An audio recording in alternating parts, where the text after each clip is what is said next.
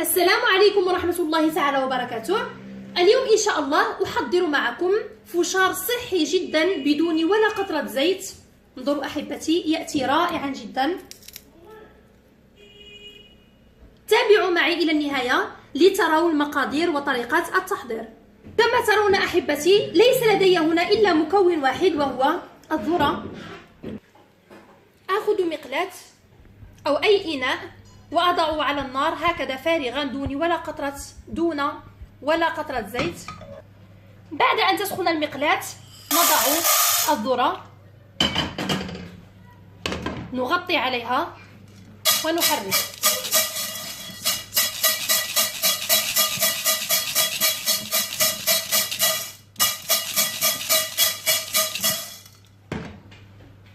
نقص النار.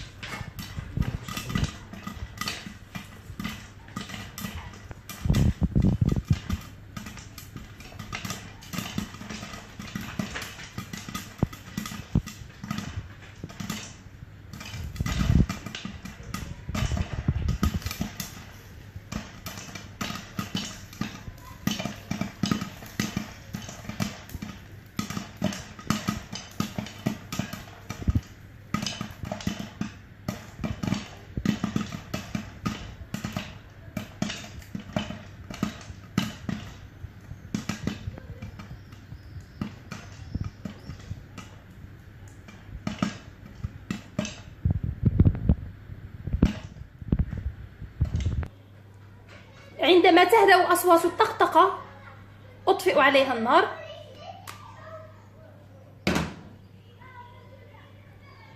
وأرش عليها بعض الملح.